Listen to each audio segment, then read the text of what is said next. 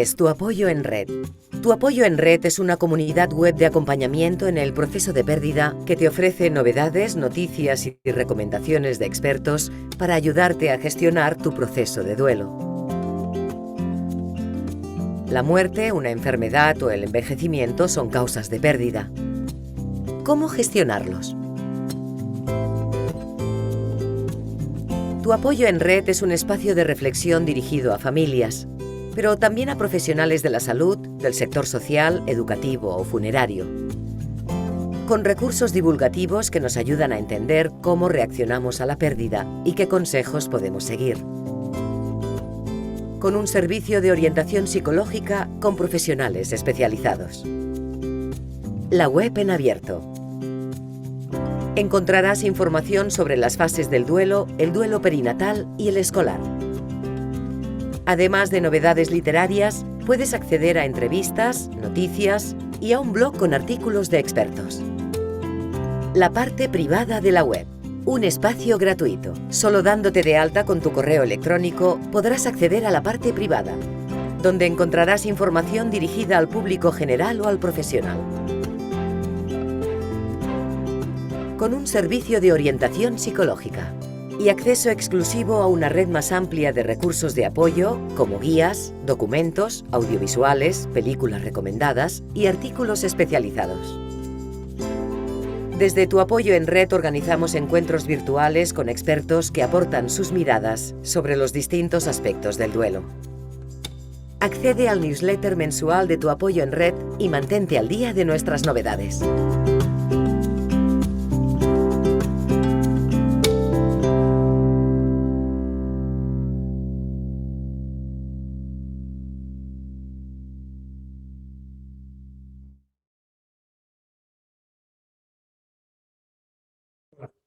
Bienvenidas y bienvenidos al webinar El proceso de duelo migratorio, que organizan conjuntamente la comunidad web Tu Apoyo en Red, que acabáis de ver un breve vídeo, y la Fundación Mémora. En primer lugar me quiero presentar, yo soy Josep París, soy coordinador en Cataluña de la Fundación Mémora y responsable de la implantación de proyectos de soporte a familias y a profesionales que han tenido una pérdida. Desde la Fundación Mémora, precisamente lo que organizamos son acciones de sensibilización, acciones de soporte, en todo aquello relacionado con la pérdida de una manera lo más amplia posible. Hasta ahora habíamos tratado siempre la pérdida en aquellos procesos más conocidos, como son la pérdida de la vida, la pérdida de la salud, y hoy hemos querido visibilizar a uno de los procesos de duelo que en muchas ocasiones no pensamos que exista, no pensamos que sea como tal, y que es el duelo pues, por la pérdida de la tierra, de la lengua, de la cultura, del entorno familiar habitual, pues que en muchas ocasiones sufren las personas que, fruto de problemas económicos, problemas sociales, una guerra, conflictos, tienen que abandonar su país de origen y buscar un nuevo país de acogida. Son diversos los procesos que se viven y para esto hemos querido invitar a las dos ponentes, a las dos personas que nos acompañarán esta tarde y que paso a presentaros. Por un lado tenemos y ahora ellas ya conectarán las cámaras, tenemos a Belén Frugoni, ella es una mujer migrada, psicóloga y coordinadora de acogida de la Asociación Mujeres Palante. Y también tenemos a Catarina Alves, consultora de género, inmigraciones y profesora asociada de la Universidad Autónoma de Barcelona. En primer lugar, quería agradecerles muy sinceramente su participación. Primero, el haber querido aceptar nuestra propuesta y después su participación esta tarde, con lo cual vaya por delante mi agradecimiento. Hemos estructurado este webinar en un formato que vamos a intentar que sea lo más ágil posible. Yo les voy a trasladar tanto a Belén como a Catarina algunas cuestiones y antes ya hemos pactado el que ellas se puedan interpelar, apuntar, ampliar cualquier cuestión que pueda salir a lo largo del webinar. Yo también animo a todas las personas que están como participantes que aprovechen el chat que encontrarán situado en el botón en el inferior de las pantallas para poder ir trasladando algunas cuestiones o algunas preguntas a medida que vayan saliendo los comentarios, aunque nosotros destinaremos aproximadamente unos 40 minutos a sus exposiciones, a esta parte de coloquio, sí que abriremos un turno de preguntas al final, pero agradecería que conforme vayan saliendo las dudas y las inquietudes las puedan ir trasladando al chat, porque yo también puedo aprovechar en ese momento para algunas de las preguntas que surgen, podérselas trasladar tanto a Catarina como a Belén. Con lo cual, bueno, pues sin más empezamos este webinar. Ya pueden conectar el micrófono tanto Catarina como Belén. Y aunque sea una pregunta pues, muy genérica al principio, ¿no? y muy global, pero me gustaría preguntarle probablemente a Catarina por su vinculación profesional, ¿no? Y después ya Belén nos irá apostillando más, ¿cuáles son los diversos tipos de pérdida que integran el denominado duelo migratorio? Gracias, Josep y Belén, y tu apoyo en red y a la Fundación Mémora por esta invitación. Y bueno, como has explicado muy bien, Josep, al principio, pues el duelo migratorio realmente es un proceso complejo, es un proceso multidimensional por el que pasa la persona migrante, como decías, la persona que abandona su país de origen por las razones que sean y decide permanecer en un país de acogida. Este es un proceso que ocurre a lo largo de varios años. No siempre, no todas las personas migrantes obviamente pasan por un proceso de duelo migratorio, aunque es un duelo bastante común, principalmente en las personas que integran un país de acogida con algunas diferencias culturales muy importantes en relación a su país. Un otro continente, un otro idioma, dificultades en cuanto a la red de apoyo. Luego ya entraremos un poco en las especificidades de lo que pueden ser estas diferencias. Todo este proceso realmente es un proceso de elaboración de una pérdida que muchas veces supone también una pérdida de identidad, ¿no? Todos nos socializamos y nos desarrollamos en una cultura con la cual nos identificamos o no, pero en general nos identificamos con la cultura de nuestro país, de nuestra región, y claro, un cambio geográfico implica también un cambio a nivel de identidad, un cambio a nivel del posicionamiento de uno mismo en el mundo, ¿no? Hay varios tipos de duelos de los cuales se pueden hablar cuando hablamos del duelo migratorio. De hecho, el profesor José Bachotegui, que es una de las personalidades más conocidas en nuestro país que aborda el duelo migratorio, nos habla de 7 duelos en concreto, de los cuales luego pueden derivar otros tipos de duelos o otros matices de estos mismos duelos, ¿no? Él nos habla por una parte del duelo de la pérdida de la familia y amigos, principalmente las personas que migran solas o personas que migran en una situación de mayor aislamiento social. El duelo por la lengua, por el idioma, que como sabemos es también una parte muy importante de nuestra identidad cultural.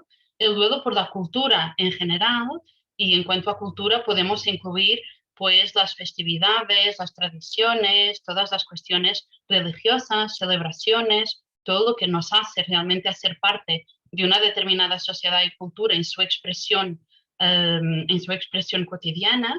El duelo por la tierra, y aquí, aunque es algo que hablamos pocas veces, pero la tierra en sí como paisaje, como espacio concreto en el mar, en la montaña, en la ciudad, la comida que comemos en nuestro país, ¿no? O sea, hay tantas cuestiones del cotidiano que también dan esta sensación de pérdida. El duelo por el estatus, y esto desde una perspectiva más sociológica también es un duelo muy interesante de verificar. Muchas personas inmigrantes pues dejan un estatus social que tenían en su país o en su comunidad para adquirir de una forma no deseada este estatus de migrante, ¿no? Que como sabemos sigue siendo un estatus discriminatorio y un estatus relativamente subordinado, ¿no? En una sociedad que todavía ve a la persona migrante como a la alteridad, ¿no? Como el otro, como la persona diferente, ¿no? Principalmente en los casos de las personas racializadas, que sienten más aún este impacto que tiene ser visto o ser ubicado socialmente en una posición de mayor subordinación social. Luego nos habla también del duelo por el contacto con el grupo étnico, Y aquí, claro, tenemos diferencias en lo que es y realmente se habla incluso de lo que es el estrés aculturativo relacionado con este contacto con un grupo étnico distinto del grupo étnico del país de origen, con unas tradiciones y unas formas de relacionarse con el grupo del país de acogida pues muy diferentes, y el duelo relacionado con los rasgos físicos y con aspectos más visuales, quizás más de mayor identidad, que de alguna forma pues, son más evidentes, ¿no?, en la sociedad de acogida. Por lo tanto, esta sensación muchas veces de estigmatización, que tampoco es solo una sensación, como sabemos con las discriminaciones que ocurren hacia las personas inmigrantes, ¿no?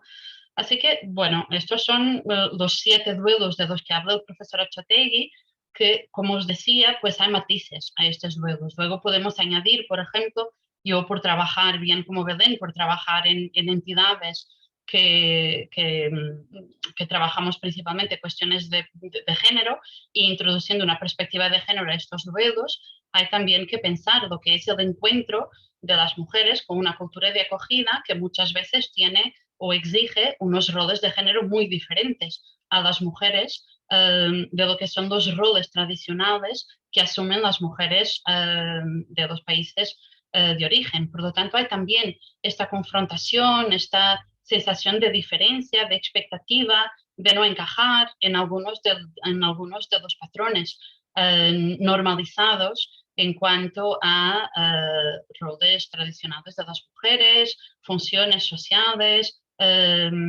formas de cuidado, relaciones familiares, dinámicas familiares. Por lo tanto, tenemos toda esta sobreposición o esta intersección de factores que pueden conducir a situaciones, pues, sin querer medicalizar, pero que muchas veces nos llevan a las personas inmigrantes a situaciones de estrés aculturativo, de ansiedad, de alguna depresión y de sensación de no estar bien ni en el país de acogida ni en su propio país, ¿no? Nos encontramos muchas veces esta sensación de que no soy de aquí ni de allá. Ya no me identifico con mi país de origen, hay algunas características que obviamente son intrínsecas a mí misma y a mi cultura, pero por otra parte ya he adquirido también una nueva identidad o he complementado mi identidad con otros aspectos culturales. Entonces, no sé muy bien dónde ubicarme culturalmente, no sé bien quién soy.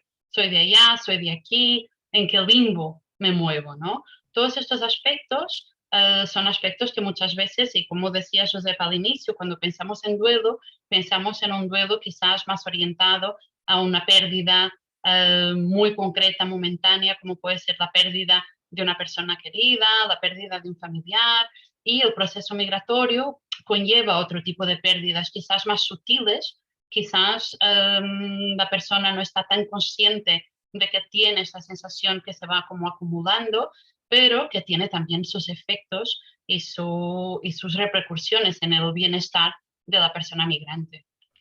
Precisamente con esto que estabas comentando, le quería preguntar a Belén, yo hablaba que hay duelos, ¿no?, que son más invisibles, ¿no?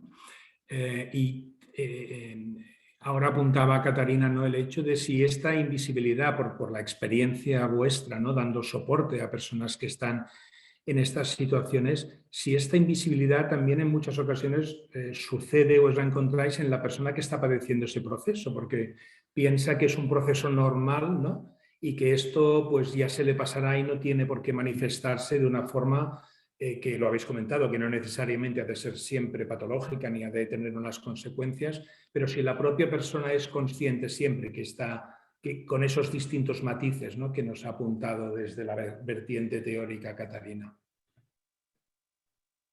Hola, Josep, hola Catalina. Gracias también ahí a Fundación Memara por abrir este tipo de espacio y a tu apoyo en red también por organizarlo, porque se trata de eso, ¿no?, de poder ponerle palabras a algo que se vive y que muchas veces también para las personas migradas nos cuesta identificar, ¿no? No entendemos qué es lo que nos pasa. Entonces ahí para dar un poco de respuesta, sí, ¿qué sucede? Que ese proceso es un proceso de adaptación, al final un duelo, ¿no? Y entonces, en particular, este es como uno permanente. A mí siempre me gusta traer la experiencia como maestra, en el sentido de poder identificar cada quien, no hace falta trasladarse muy lejos de nuestros propios territorios para vivir esos pequeños duelos migratorios, ¿no? Quizás alguien que es de un pueblo de aquí de Cataluña, que viene a Barcelona, quizás alguien que es de otra parte de España, ¿no? Entonces, empezar a entender qué sentía, ¿no? Al atravesar esa distancia, ¿no? Al encontrarme con otros paisajes, con otras costumbres, incluso dentro de un mismo territorio geográfico aparentemente común, y poder entender entonces qué le pasa a otras personas que vienen con todas estas otras diferencias asociadas, como puede ser todo lo que decía Catarina, ¿no? La lengua, la comida, la manera de vestir. Entonces, sí que es verdad que para nosotras en lo que es la acogida de la entidad de donde estamos, nos encontramos como con este puzzle en el sentido de que somos un espacio de encuentro y para nosotras eso es lo importante, ¿no? También valorar como esa diversidad y no patologizar en el sentido de, bueno, esta persona no atraviesa este proceso psicológico, psiquiátrico porque le pasan estas cosas, sino acompañarnos, ¿no? Y ese es como el valor que para mí es importante destacar cuando atravesamos estas situaciones. Entonces, claro, ahí es como un abordaje en el acompañamiento que implica una parte quizás más clínica y sí quizás más médica, en cuanto bueno, de terapias, procesos y demás, pero también, bueno, simplemente entender que venimos a encontrarnos, que venimos a compartir experiencias y que eso ya de por sí es acompañar al proceso de duelo y brindar herramientas para sobrellevarlo, ¿no? Entonces ahí retomo lo que traía Caterina de no soy de aquí ni soy de allá, yo lo reformulé un poco a veces y digo que soy de aquí, soy de allá, ¿no? Como para traer el valor agregado que tiene, ¿no? La experiencia del emigrar, que también nos enseña muchísimas cosas, ¿no? Que eso igual lo dejamos para después. Pero en concreto yo creo que el punto de Josep sí es ese, ¿no? Como poder brindarnos más desde la diversidad, como poder acompañarnos también desde la empatía, ¿no? Más allá de quizás buscar un ámbito tan técnico en el cual poder poner nombre, ¿no? De manera técnica, sino simplemente, bueno, compartir experiencias y sentirnos sostenidos y sostenidas, quizás. De hecho, en estos otros, ¿no?, procesos de duelo que pueden ser más visibles, que podríamos decir que estamos más acostumbrados a pensar que hay un proceso, precisamente como proceso que se llama, ¿no?, o sea, tiene unas fases, son unas más o menos recurrentes, ¿no? Yo entiendo, ¿no?, y es otra de las preguntas que lanzo, es decir, el hecho de no estar en este entorno más del ámbito de la salud, ¿no?, porque nos pensamos que pues el hecho de no poder estar en contacto con nuestros familiares, con nuestros amigos, aunque hoy en día pues, hemos de reconocer pues, que las redes sociales y la conexión ayuda, pero evidentemente no es lo mismo. Estos procesos de duelo migratorio son no recurrentes, es decir, a partir del ciclo vital en el que se encuentra la persona, las experiencias de vida, qué cargas la que han tenido que dejar o que traer, ¿esto afecta de una u otra manera? ¿Afecta con la misma intensidad o tiene esas variables de la recurrencia? Buenísima pregunta, porque en realidad, claro, ¿qué pasa? Es un proceso de adaptación que pareciera que nunca termina, en el sentido de que cuando una persona migrada se está adaptando a determinadas lógicas del territorio nuevo, bueno, igual después aparecen nuevas, ¿no? Como puede ser dar respuesta primero a una situación administrativa, que puede ser, o una situación laboral, ¿no? Necesitar el dinero para, pero una vez que eso empieza quizás a resolverse, igual sigue permanentemente, ¿no? Esta pregunta de, bueno, ¿no? ¿De dónde soy? ¿Quién soy? ¿No? ¿Cómo me conformo? Entonces por eso también es como lo permanente de este proceso. Y por otra parte, esto que decía, sí, obviamente que sí, ¿no? No es lo mismo migrar por una situación de guerra que migrar por un deseo de futuro mejor económico, que migrar porque pues estoy siendo hostigada en mi país de origen por una persecución política, o migrar porque, bueno, tengo deseos de estudiar en otro país, ¿no? Como que sí el motivo que dispara el inicio del trayecto migratorio va a ser muy clave también después, ¿no? En qué me vincula ese nuevo lugar al que llego, ¿no? De alguna manera. Y de ese lugar también se me venía como compartir esa sensación, ¿no? También de búsqueda, que quizá puedo traer, ¿no? Del acompañar mujeres migradas, de la búsqueda, ¿no? Y de permanentemente estar buscando y recreándose, ¿no? En esto de lo identitario, ¿no? Tanto sea por el rol laboral, que como traía Catarina, ¿no? Tiene que ver con, bueno, hay un cambio de estatus. Muchas veces quizás en el país de origen a nivel de estudios, a nivel académico, había un reconocimiento que al migrar pues se pierde por temas administrativos, no en bagaje real, ¿no? Pero sí a nivel como de la titulación y las habilitaciones. Y entonces, bueno, una termina dedicándose a trabajos o a tareas en las cuales no se identifica, pero que de repente parece que sí, que no, que como la carga laboral tiene tanto impacto en nuestra vida, dedicamos tantas horas a ello, termina definiéndonos, ¿no? Como puede suceder con las migradas, por ejemplo, las mujeres que vienen más de Sudamérica, que se dedican a tareas de cuidado, ¿no? Entonces, de repente parece que todas son cuidadoras y trabajadoras del hogar, o se dedican a la limpieza, cuando en realidad por detrás, pues hay ¿no? Hay otros conocimientos y otros estudios que, bueno, que quizás no están siendo validados, ¿no? Como puede pasar con otros orígenes, con otras realidades. Traigo estos porque son los que tengo más presentes en el cotidiano. Y sobre todo traer, ¿no? Como esta cosa de qué sucede con una adaptación a un nuevo territorio, ¿no? O sea, hasta dónde una se adapta, porque, bueno, ¿no? Es parte también del proceso, pero hasta dónde también sigue honrando y valorando sus propias costumbres y tradiciones, y cómo eso entra en diálogo, e incluso los propios territorios que acogen pueden tomarlo como un valor de diversidad, ¿no? Y se puede tomar en cuenta. Yo creo que eso a nivel también de un proceso de duelo migratorio es muy relevante a tener en cuenta, ¿no? Desde dónde soy valorada, desde dónde soy tenida en cuenta, ¿no? También por el entorno al que llego. Aterrizándolo un poco al ámbito de la experiencia, ¿no? Y sobre todo yo entiendo que tanto en primera persona como a partir de personas que estáis o que habéis podido acompañar, ¿no? Desde ese ámbito de la experiencia, ¿qué es lo que cuentan en casos reales las personas que habéis acompañado de las dificultades, de estos matices que comentabais antes desde el punto de vista teórico, ¿no? Es decir, ahora si lo llevamos al terreno más práctico, más vivencial, y repito, tanto en primera persona como a partir de personas que habéis acompañado, ¿cuáles serían aquellos matices más potentes, aquellas situaciones más complicadas con las que os han explicado que se han tenido que afrontar? Bueno, yo quizás aportaría la visión. Yo he trabajado muchos años con mujeres víctimas de trata, por lo tanto, mujeres que no solo sí que tenían la intención de realizar un proceso migratorio, pero lo han realizado en unas condiciones de violencia, en unas condiciones de explotación y en unas condiciones de explotación posterior a su viaje. Por lo tanto, eran mujeres que en su mayoría estaban siendo explotadas sexualmente en Cataluña, y mujeres que, aunque fueran mujeres migrantes, ellas mismas se sentían mujeres migrantes que desean unas diferentes condiciones de vida. Todo el proceso migratorio obviamente hace con que, en esas condiciones, hace con que su realidad sea de sentimientos muy enfrentados o muy contradictorios, ¿no? Por una parte, son mujeres que sí que han optado por dejar a su país de origen sin conocer muy bien las condiciones a las cuales se enfrentaban, por ver que no tenían opciones laborales, no tenían cómo sostener a sus familias, con mucha carga y mucho peso familiar para ser las principales proveedoras de la comunidad y de la familia que dejaban para atrás. Y por otra parte, con muchas ganas de integrarse, sea lo que sea esta palabra, que es una palabra que muchas veces cuestionamos, ¿no? Desde nuestra práctica profesional, pero con muchas ganas también de ser parte de lo que es una sociedad europea, una sociedad segura, una sociedad con oportunidades, donde una mujer pues, puede desarrollar una profesión y tener una formación.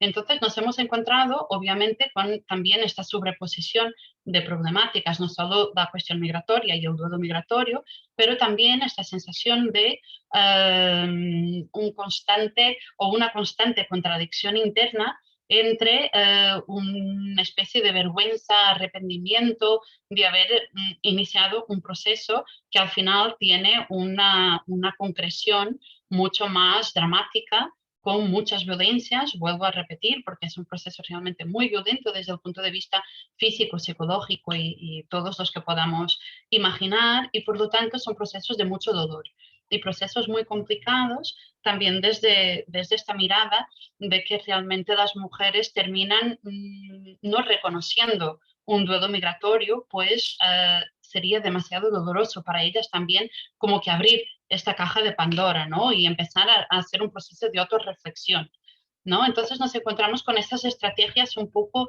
de disociación, estrategias de no quiero pensar demasiado, no quiero pensar en mi país de origen. Me he encontrado con muchísimas mujeres que no querían relacionarse siquiera con mujeres de su país de origen, como para no tener este cuestionamiento por parte de personas de su país de origen, pero a la vez, luego con el tiempo y con el vínculo, van diciendo todo lo que echan de menos, todo lo que les falta en su vida, ¿no? Estos son quizás los casos más dramáticos, porque, como decía, es una elección migrar, pero las condiciones de migración no son para nada las condiciones que desea una persona migrante. Luego, obviamente, hay todas las cuestiones, tal como comentaba Belén, tanto de estatus social, de documentación, de estigmatización, de no tener acceso a un trabajo o al trabajo que les gustaría, no tener acceso a unas condiciones de vida dignas, a vivienda, que como sabemos es un problema que afecta a personas migrantes y personas no inmigrantes, obviamente,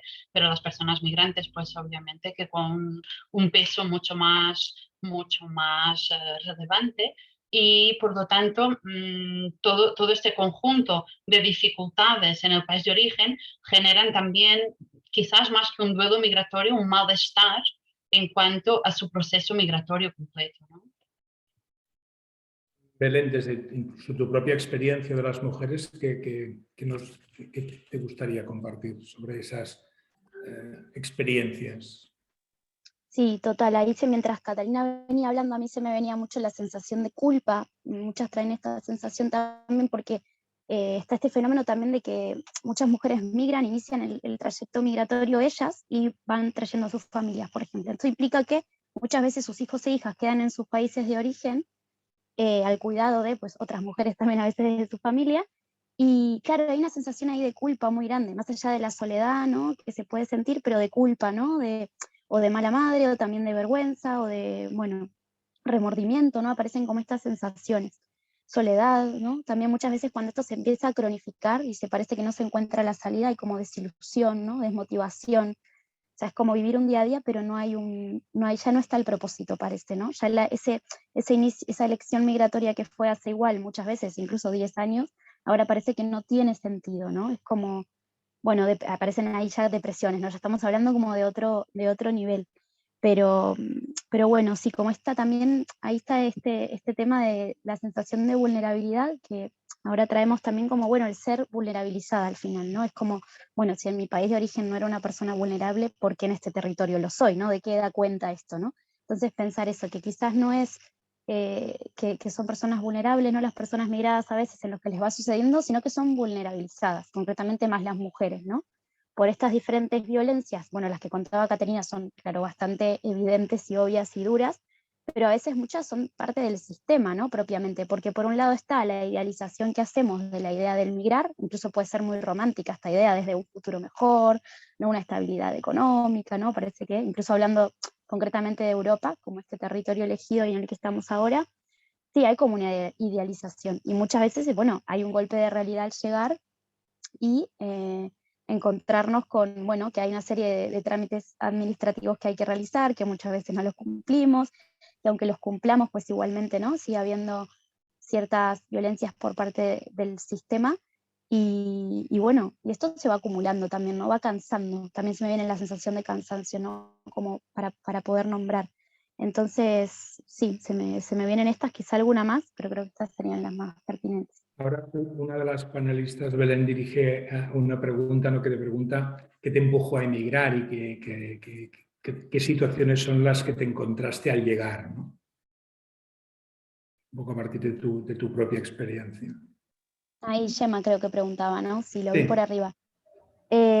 Mira, Gemma, a mí me motivó a estudiar, o sea, mi situación migratoria es de las más privilegiadas de todas porque yo a nivel administrativo tengo la documentación, mis abuelos también decidieron migrar al sur hace muchos años, o sea que lo de migrar viene de infinitamente, no en mi caso personal, sino a nivel de la humanidad desde siempre, y bueno, en la historia familiar seguro cada quien lo puede ver, quiénes son estas personas que han migrado. En la mía fueron mis abuelos, entonces bueno, a mí me motivó venirme a estudiar, y de repente empecé a vincularme con mujeres migradas y a aprender un montón también de estrategias de lo que tiene que ver con el movimiento y bueno, y encontrarme también con una red muy preciosa como es, bueno, concretamente hablo de Mujeres Palante, ¿no? Que se trata de eso, ¿no? De poder apoyarnos, de acompañarnos, de poder ponerle nombre a lo que nos pasa, eh, bueno, también sí, ¿no? De traer la resiliencia como un recurso bien importante para estas cosas, ¿no? Que es esto de, bueno, cuando estoy atravesando una situación difícil, como puede ser una situación de duelo migratorio,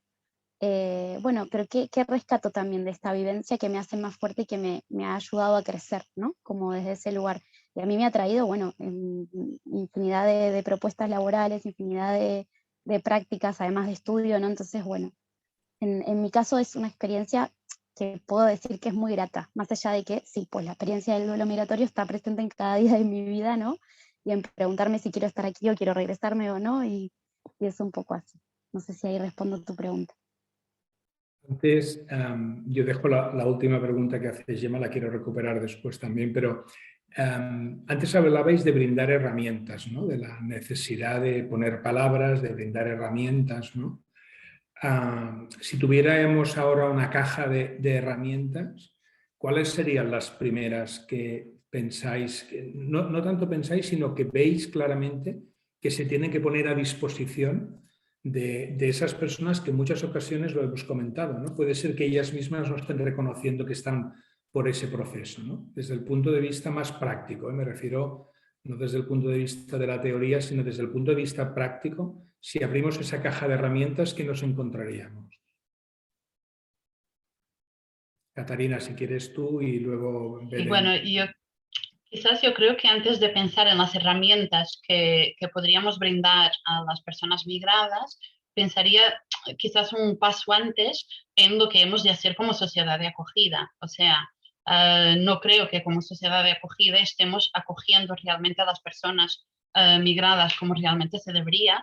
Creo que seguimos haciendo una diferenciación brutal en lo que es el nosotros y lo que es el otro, lo que son ellos, esta construcción de los demás, esta construcción de la diferencia, y esto se refleja a todos los niveles, a nivel de la discriminación, a nivel de la estereotipización que hacemos de la persona migrante, a nivel del mensaje social que damos sobre la persona migrante, ya sin entrar en políticas y en determinadas ideologías políticas que cada vez más también están ganando terreno en este ámbito, y quizás también dejar un poco apartada esta idea, como comentaba antes, esta idea de integración y esta idea de que hay que encajar en un modelo específico para que seas una persona integrada.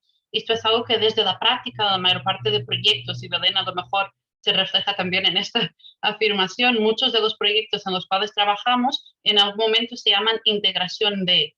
Y claro, tal como hemos ido comentando, ¿cuándo estás integrado? ¿Cuándo se puede decir que una persona está integrada? Yo soy portuguesa, yo estoy integrada en la cultura portuguesa, se me gusta una cosa del norte, una cosa del sur y no me identifico con 30 otras cosas de mi país. Estoy integrada en mi cultura, estoy integrada en la cultura de aquí. ¿Dónde está la fórmula para decir que me he integrado y a partir de ahora pues ya soy una persona de aquí o que suma estas dos perspectivas culturales, ¿no? Entonces yo creo que hay un poco un peso demasiado grande encima de la persona migrante como para encajar en unos determinados modelos de integración o de aculturación que quizás no ayudan a esta sensación de duelo migratorio, a las sensaciones posiblemente negativas que se pueden tener en relación al proceso migratorio. Porque tal como decía Belén, el proceso migratorio es un proceso pues muy positivo, es un proceso que aporta tanto a nivel individual como a nivel social a la sociedad de acogida, que aporta, que suma. No es un proceso que tiene por qué ser doloroso de ninguna manera, pero claro, obviamente que no ayuda si en el país de acogida pues nos encontramos con prácticas discriminatorias y con prácticas más bien que hacen esta diferenciación constante, ¿no? Entonces yo creo que por una parte, antes de las herramientas que brindamos a las personas migrantes, quizás cómo pensamos como sociedad a la persona migrante, porque todavía es una categoría social ser una persona migrante, porque se hace todavía esta diferenciación, ¿no? Esto por una parte, claro que esto quizás es un poco utópico, decir, bueno, vamos a cambiar la sociedad, es algo que siempre es utópico de decir, pero creo que todo empieza por ahí. Luego a la persona migrante, claro, es importante poner de relieve, hacer este acompañamiento y poder ir identificando con la persona cuáles son realmente los beneficios de haber realizado este proceso migratorio. Es importante ir apuntando con ella, ir haciendo o ir acompañando en este proceso de reflexión, de apuntar, pues, cómo imaginas que hubiera sido tu vida en tu país de origen, qué es lo que ha añadido esta experiencia a tu vida, cómo eras hace 10 años y cómo eres hoy en día, y qué es lo que te gustaría alcanzar, ¿no? Hacer un poco de esta forma más proyectiva y de esta forma más de este proceso de autoconocimiento, cómo eres ahora, qué recorrido has hecho, de qué cosas te sientes más orgullosa de tu proceso migratorio, ¿no? Quizás poner sobre la mesa, visibilizar a través incluso, y bajando mucho a la práctica, a través incluso de estas técnicas proyectivas, a través de imágenes, a través del arte, a través de formas de expresión quizás más emotivas, quizás no solo estas charlas, sino solo una interacción verbal, pero también interacciones más desde la emoción que permitan a la persona ir identificando, si es que no lo ha hecho aún, ir identificando todo lo que es el desarrollo como persona que adviene de este proceso migratorio, ¿no?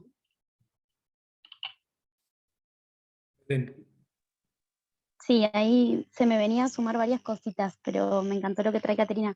Sí, yo creo que está este factor como de lo exótico, ¿no? Primero parece que viene la etiqueta del migrado, migrada, y después que es persona, ¿no? Entonces, rescatar eso, primero se es persona, entonces como invitar desde ese lugar si apetece compartir, ¿no? Con alguien, o si da curiosidad, ¿no?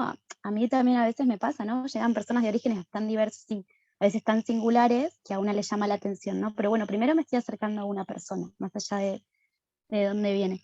Y en esto que traía Caterina se me viene a sumar también, hay una experiencia muy concreta que, bueno, que es la que conozco por el territorio, ¿eh? No quiere decir que seguramente se haya hecho en más lugares, que es la de agente comunitario, ¿no? Entonces, la experiencia reunió a 5 agentes comunitarios del territorio de ahí de Hospitalet, donde estamos nosotras, para, bueno, justamente, para ver cuáles eran sus necesidades, ¿no? Como personas migradas y demás. Y ellos lo que elaboraron, y ellas, fue un decálogo para los profesionales que trabajamos en entidades de primera acogida para que aprendamos a cómo hay que acoger, ¿no? Entonces me parece brillante porque incluso las propias miradas, como yo, bueno, como Catarina, como quien sea, claramente que no tenemos idea muchas veces de las propias singularidades y demandas que hay. Entonces, bueno, como tener esta mirada de yo puedo entender que tú necesitas esto, pero tú, ¿qué necesitas realmente, no? Entonces, como eso creo que también es como una, en cuanto a la sociedad, ¿no? Que traía Catarina, en cuanto al sistema de primera acogida que tenemos, repensar muchas veces bueno, desde dónde te estoy brindando este servicio, cuáles, ¿no? Cuáles son los atropellos que a veces tomo, ¿no? Como profesional, y bueno, entender que eso también son violencias, ¿no? Al final. Y en cuanto a la caja de herramientas que preguntaba Josep, te cuento que el año pasado también con ustedes realizamos con Fundación Memoria, hicimos unos talleres presenciales, y hicimos esta caja que ahora es como más virtual, hicimos una caja real, y una cosa que me acuerdo que traía mucho era la música, ¿no? El poder de la música también, ¿no? Para tenerla presente en el día a día, ¿no? Que a veces es algo que nosotras tan teóricas, ¿no? Se nos va. Era como, bueno, la música que escuchamos, ¿no? Realmente poder compartirnos música, poder también tenerla presente, ¿no? Así que, bueno, yo creo que va por ahí, ¿no? El camino por escuchar más y atropellar menos muchas veces. Yo solo añadir a lo que comentaba Belén, que además de todas estas reflexiones, creo que siempre tenemos también de partir desde una perspectiva de derechos. O sea, es muy común que las personas inmigrantes, por ser ubicadas en la categoría de inmigrante, muchas veces no sepan, no conozcan o no se reconozcan como detentoras de derechos. Y en este sentido, creo que una de las partes muy importantes del proceso de acogida es este reconocimiento de derechos, este reconocimiento de ciudadanía y este empoderamiento en derechos, ¿no? Es todo este proceso de ir abriendo de alguna forma al conocimiento y a la vida práctica de las personas que migran este acceso a todos los derechos que les tocan y que muchas veces por desconocimiento o por cierre de la propia sociedad de acogida no son reconocidos. Entonces creo que añadiría también como una herramienta pues brindar, abrir todas estas carpetas que parecen muy cerradas, muy burocráticas, pero que realmente son lo que da a las personas migrantes este reconocimiento como ciudadanas.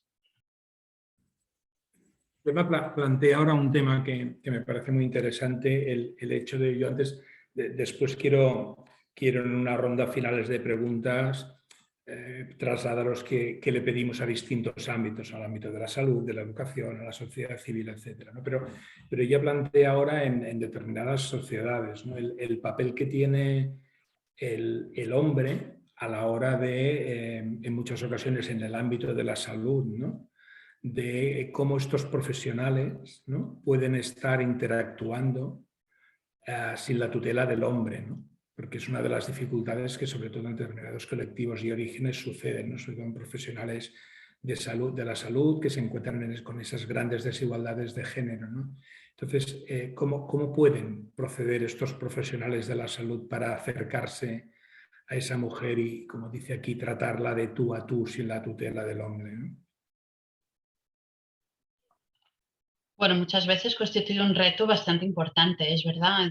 Según determinados contextos culturales, sí que cuesta muchísimo tener un espacio, unos momentos de estar a solas con la mujer, y esto muchas veces dificulta también todo lo que es el trabajo de detección de violencias machistas que pueden estar ocurriendo, siendo que esta misma por sí sola, el hecho de no permitir una determinada autonomía a la mujer, desde nuestra mirada ya constituye por sí sola una violencia machista, ¿no?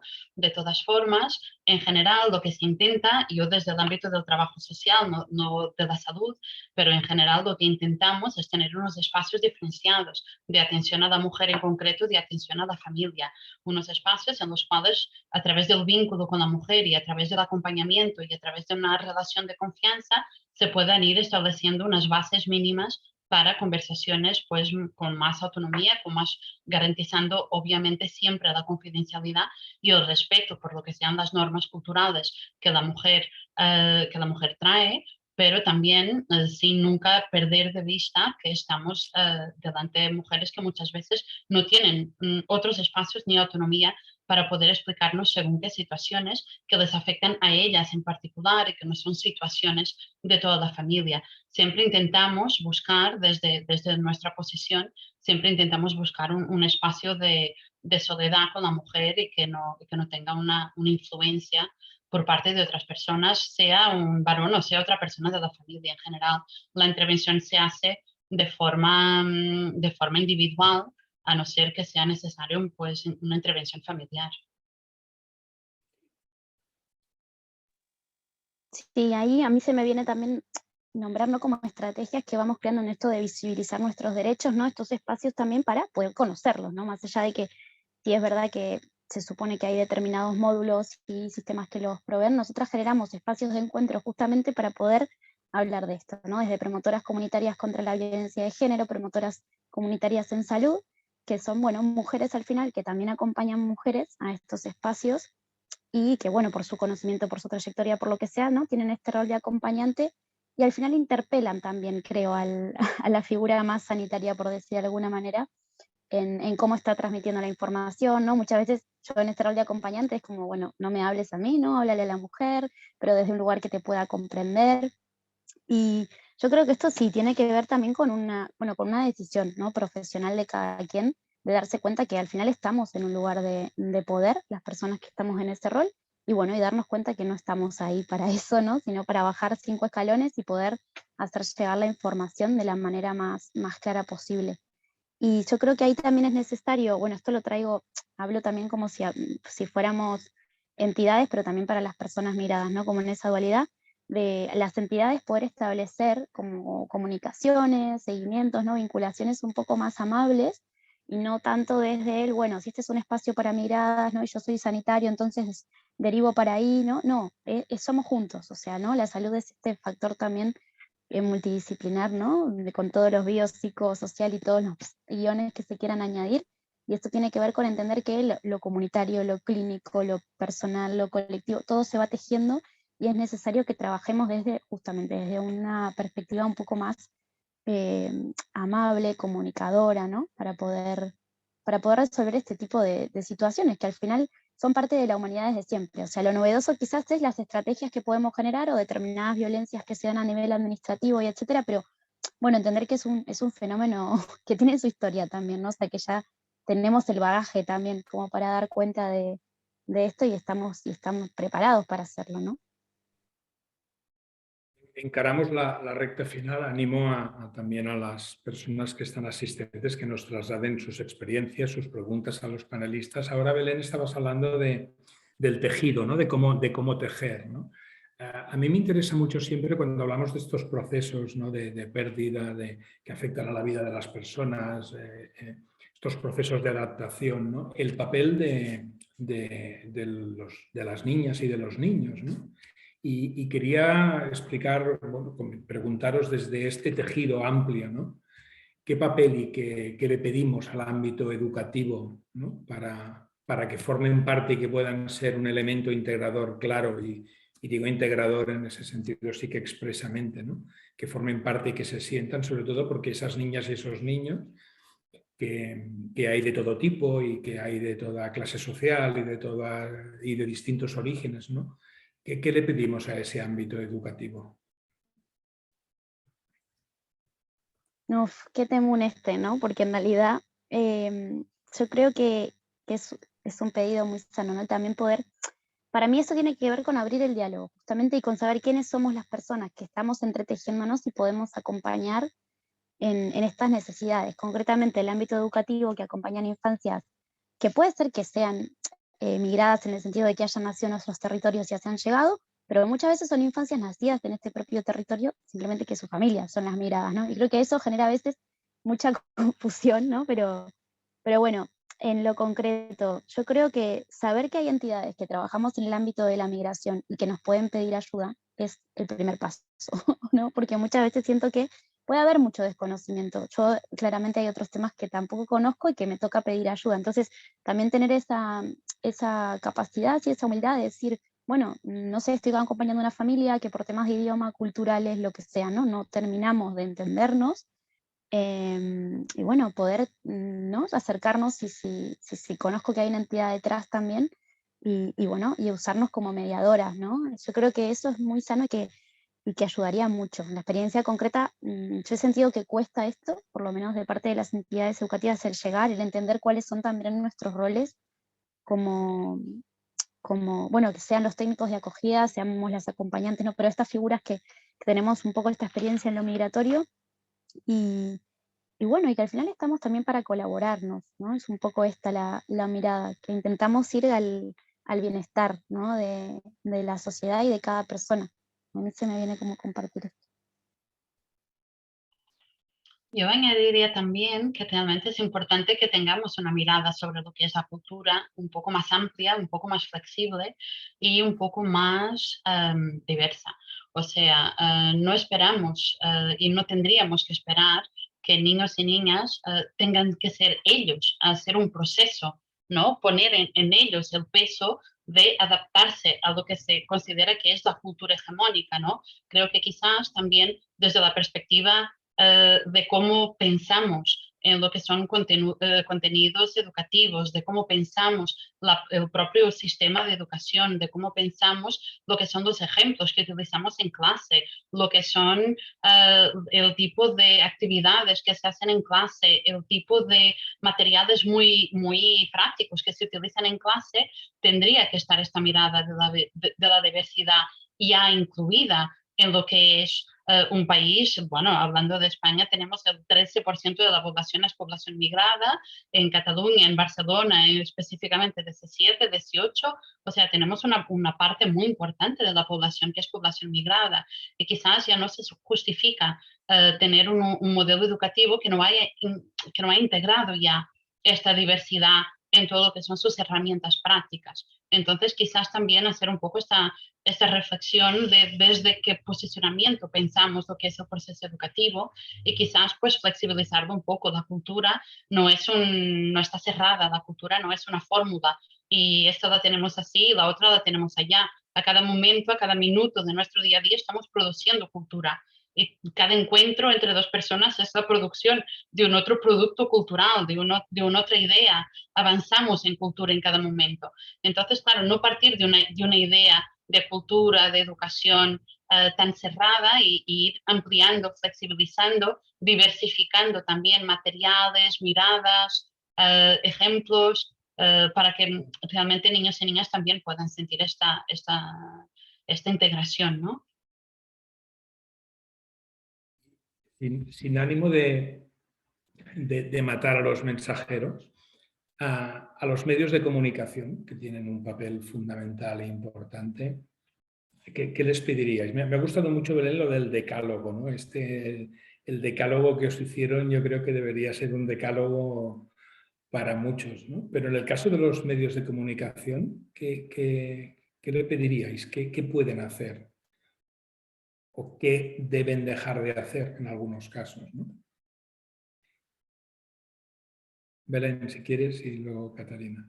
Es una buena pregunta. Yo en realidad, como ya hace mucho que dejé de consumir medios de comunicación masivos por salud, y me dedico como a curiosear y elegir qué consumir, quizás me cuesta identificar más, pero sí es verdad que creo que esto de las etiquetas en general, pero bueno, a nivel migrante también, ¿no? Como poner los orígenes o poner, bueno, esto también lo racial, ¿no? Por delante de, es un problema, o sea, es un problema muy grave y que lo único que hace es estigmatizar más, acentuar estereotipos, ¿no? de origen raciales y que no colabora justamente a esto que traía Catarina, que me encanta, esto de la cultura viva, ¿no? La cultura en transformación y de pensarnos como diversos y diversas, ¿no? Que es de lo que se trata, ¿no? Esto también del valor añadido, ¿no?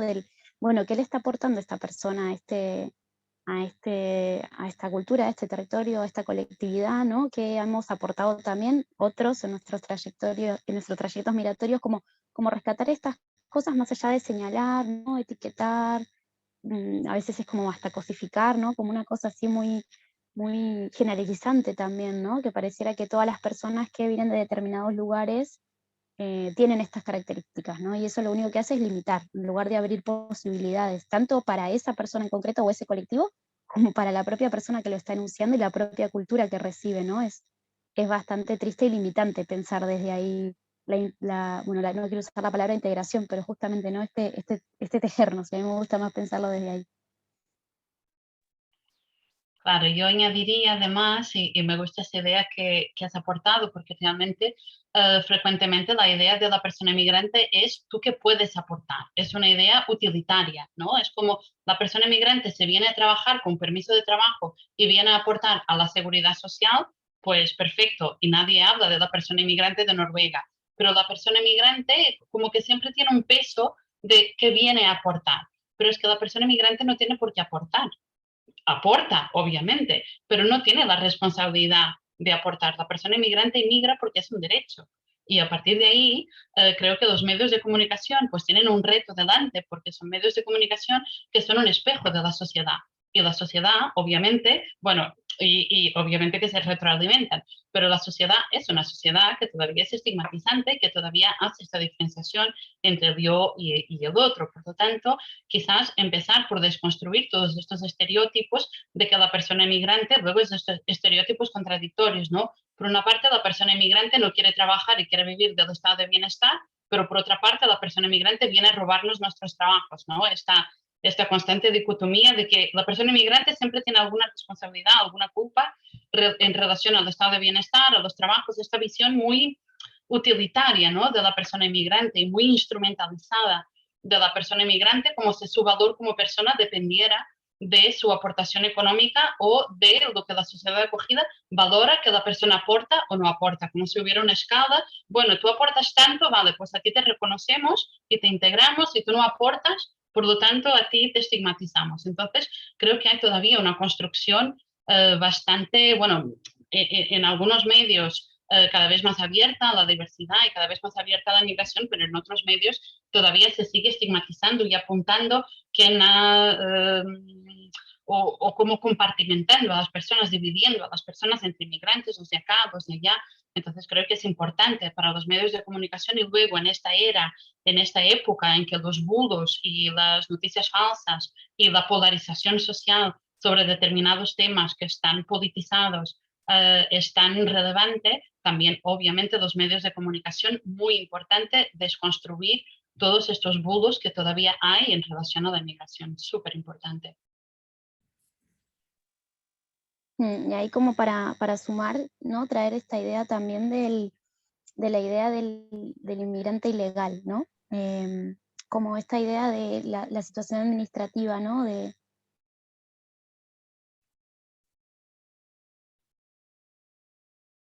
ha quedado cortada la comunicación de Belén. Bueno, yo, mientras Belén entiendo que es un problema de conexión, aprovecho, hay una pregunta, una cuestión de Cristina Borrazás. Belén, ¿ya? ¿Has vuelto?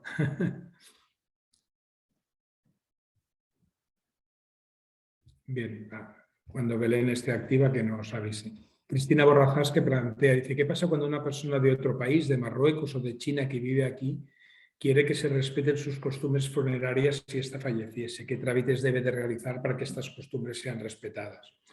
Esto, si queréis, por una cuestión de alusiones a una empresa funeraria como lo es Mémora, pues se trata como cualquier otra defunción. Estamos en una situación de respetar las costumbres de la persona siempre que se adecúen a la reglamentación o a la normativa de salud pública que exista en ese momento y que exista aquí. Y en cualquier empresa funeraria, y por supuesto en Mémora es un tema que trabajamos mucho, todo el tema de la diversidad de origen y de diversidad religiosa, sí que son unos trámites pues, más lentos porque ha de haber una autorización del consulado, bueno, es que en función de la nacionalidad de cada persona pues son más o menos complejos, pero está absolutamente normalizado el poder cumplir no solo personas de otros países, sino con cualquier voluntad religiosa o de costumbre y que se pueda realizar tanto aquí como en caso de que sea un traslado al país de origen. He aprovechado, Belén, que había habido esa interrupción para contestar la pregunta, pero creo que estabas haciendo alguna aportación cuando se queda. Muy buena pregunta, qué bueno que la podías responder justo, que la preguntaban en el momento. Perdón, se me fue la conexión un momentito. No, traía este concepto de lo ilegal, ¿no? Que no había salido hasta ahora, del inmigrante ilegal, que creo que ya se han hecho bastante alusión a esto y por suerte está cambiando, pero bueno, es esta concepción también de que la situación administrativa genera una tranquilidad, el estar de manera regular. Nadie es ilegal ni legal, pero el estar de manera regular en un país genera una cierta estabilidad y una cierta tranquilidad a nivel personal, más allá de que luego abre muchas puertas a nivel laboral y de otra índole, ¿no? A nivel, bueno, al final pareciera que es la identidad también, ¿no? Tengo una identidad que dice que soy de igual, pero también porque, claro, en un proceso de duelo, cuanto más me simplifiquen determinadas cuestiones administrativas y me hagan pasar por menos situaciones de vulnerabilidad, ¿no? Pues al final tiene que ver también con acompañar eso, ¿no? O sea, si ponemos difíciles, la administración pone difícil pues el poder acceder a esta documentación, que también pues, se puede cuestionar, ¿no? Porque para algunos orígenes es tan fácil y para otros es tan difícil, cuando somos todos personas. Bueno, también tener en cuenta esto, ¿no? Que eso puede acentuar más la situación del duelo que, bueno, si al final nos sentimos acompañadas y que al final también, ¿no? Nos dan esta documentación y nos abren puertas, que si nos ponen barreras y bloqueos, ¿no? Yo compartir solo una pequeña historia que una vez atendiendo a una mujer nigeriana que no tenía documentación, ni siquiera tenía pasaporte, una mujer víctima de trata, y le hemos podido tramitar la tarjeta sanitaria. Y no os imagináis su alegría al tener la tarjeta sanitaria. ¿Qué es una tarjeta sanitaria? Pues le da acceso a la salud, le da el derecho del acceso a la salud, pero para ella fue una especie de la primera piedra en su proceso migratorio, la primera construcción de su proceso migratorio, es el reconocimiento del país de acogida de que esta persona existe, una mujer a quien han quitado el pasaporte, que ha migrado en patera, sin cualquier tipo, sin nada, literalmente, sin maleta, sin nada, pues una mujer que por primera vez tiene una tarjeta con su nombre y ella le sacaba fotos, la enviaba a su familia y la compartía con todas sus amigas como su primer logro de reconocimiento en el país de acogida, como la primera bueno, como un símbolo de que realmente ya pertenece a esta sociedad, ¿no? Claro, obviamente que se nos rompió el corazón de pensar posiblemente 2 años que tardará esta mujer en tener reconocida su ciudadanía en España, pero para ella es un derecho y es un primer derecho y es realmente un reconocimiento increíble. Muy bien, pues hemos llegado ya al final de este webinar. Han quedado seguro muchas cuestiones. Yo creo que, aparte de agradecer muchísimo a Catarina y a Belén sus aportaciones y sobre todo el inspirarnos, el abrir ese diálogo, ¿no? Y tener, como apuntaba Catarina hace un momento, esa mirada más amplia, esa mirada más flexible, ¿no? Yo me quedo con, en algún momento que ha salido el tema de la corresponsabilidad, ¿no? O sea, es importante pensar que no toda la culpa, lo habéis dicho, es de las personas migradas, pero tampoco toda la responsabilidad se puede poner en el resto de la sociedad, en el resto de las instituciones, sino en esa corresponsabilidad que todos, como personas que somos, tenemos, seamos de donde seamos, y lo que decíais, ¿no? Si nos sentimos de un lugar o nos sentimos de otro, porque en muchas ocasiones pues, podemos estar residiendo en nuestro país de origen y tampoco sentirnos de nuestro país de origen, ¿no? Pero reitero, muchísimas gracias por abrir ese diálogo, por vuestra participación y por abrirnos también un poquito más esa mirada. Y a los asistentes también, pues muchísimas gracias por la atención, y os emplazamos ya en otoño, que recibiréis un correo, porque en aquel momento hablaremos del duelo ante las situaciones de pérdida por suicidio. Muchísimas gracias. Adiós. Gracias. Gracias. Gracias a Gretel también que hizo posible